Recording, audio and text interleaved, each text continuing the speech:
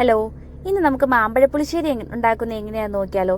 നമുക്ക് കുറച്ച് മാമ്പഴം കിട്ടിയിട്ടുണ്ട്. അപ്പോൾ അതെല്ലാം നമ്മൾ ചെത്തി നല്ല വൃത്തിയാക്കി നമ്മളിങ്ങനെ തൊലി പൊളിച്ചെടുക്കുന്നതിന് പകരം നമ്മളതിനെ ചെത്തി എടുക്കണം. അല്ലെങ്കിൽ അതിൻ്റെ കുറേ മാമ്പഴം തൊലി പൊളിക്കുമ്പോൾ തന്നെ നഷ്ടപ്പെട്ടു പോകും. അപ്പോൾ നമ്മൾ അതുകൊണ്ട് അതിനെ ഇങ്ങനെ വൃത്തിയായിട്ട് ചെത്തിയെടുത്ത് എല്ലാം ഒരു പാത്രത്തിലേക്ക് മാറ്റുവാണേ. മാമ്പഴത്തിന് നല്ല കളറുണ്ട്, കാണുമ്പോൾ തന്നെ നമുക്ക് കഴിക്കാൻ തോന്നുവാണ്.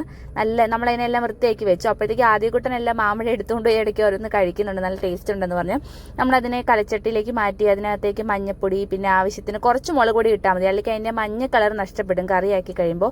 പിന്നെ നമ്മൾ എരിവിന് ആവശ്യത്തിന് ജസ്റ്റ് ഒരു 2-3 പച്ചമുളക്, പിന്നെ ഒരു തണ്ട് കറിവേപ്പില, പിന്നെ ആവശ്യത്തിന് ഉപ്പ്, പിന്നെ വളരെ കുറച്ച് വെള്ളം ഒഴിച്ചാൽ മതി. വെള്ളം ഒത്തിരി ഒഴിച്ചാൽ അത് ഭയങ്കര ആ മാമ്പഴത്തിന് വേവുമ്പോൾ തന്നെ ഓൾറെഡി ഇന്ന് വെള്ളം ഇറങ്ങും. അപ്പോൾ കുറച്ച് വെള്ളം മതി. നമ്മളതിനെ വേവിക്കാൻ വെച്ചു. ആ സമയത്ത് നമ്മൾ തേങ്ങയും ജീരകവും കൂടെ നന്നായിട്ട് അരച്ചെടുക്കണം. അപ്പോൾ അതിലേക്ക് ഒത്തിരി വെള്ളം ചേർക്കുന്നതിന് പകരം കുറച്ച് നമ്മൾ തൈരാണ് ചേർത്തിരിക്കുന്നത്.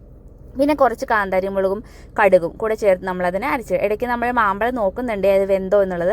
വേകുമ്പോൾ തന്നെ നല്ല മണം വരുന്നുണ്ട്. പിന്നെ നമ്മൾ അതിലേക്ക് കുറച്ച് ശർക്കര ഇടുന്നുണ്ട്. ഇനി അത് വെന്ത് നല്ലോണം കുഴഞ്ഞ് നല്ലൊരു പാകത്തിൽ വരുമ്പോഴത്തേക്ക് നമ്മളതിലേക്ക് ഒത്തിരി വെള്ളമല്ലാത്ത ഒരുവിധം കട്ടിയുള്ള തൈര് നമ്മൾ അതിനകത്തേക്ക് ഒഴിച്ചു കൊടുക്കുകയാണ്. ജസ്റ്റ് ഒന്ന് ഇളക്കി പിന്നെ നമ്മൾ അരച്ച് വെച്ചിരിക്കുന്ന അരപ്പിലേക്ക് ഒരു കുറച്ച് തൈരും കൂടെ ചേർത്ത് ജസ്റ്റ് ഒന്ന് മിക്സ് ചെയ്തിട്ട് നമ്മുടെ ഈ വെന്തുകൊണ്ടിരിക്കുന്ന മാമ്പഴത്തിനകത്തേക്ക് ചേർത്ത് ഇളക്കുക. അപ്പോൾ തന്നെ ആ മാമ്പഴ പുളിശ്ശേരിയുടെ കളറ് കണ്ടോ, നല്ല അടിപൊളിയായിട്ടുണ്ടല്ലേ.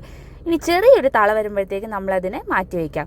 ഇനി നമുക്കതിലേക്കുള്ള താളിക്കൽ ചേർക്കാം. ആദ്യം ഉലുവ, ജീരകം, ഉലുവ, കടുക് എല്ലാം, കറിവേപ്പില, വറ്റൽമുളക് എല്ലാം കൂടെ താളിച്ച് നമ്മൾ മാമ്പഴ പുളിശ്ശേരിയിലേക്ക് ഇട്ടു. കാണുമ്പോൾ തന്നെ കഴിക്കാൻ തോന്നുന്നല്ലേ, നല്ല അടിപൊളി ടേസ്റ്റാണ് കേട്ടോ. നിങ്ങൾ ഇതുപോലെ ഒന്ന് ഉണ്ടാക്കി നോക്കണേ. നമ്മളതിനെല്ലാം മിക്സ് ചെയ്ത് യോജിപ്പിച്ചു.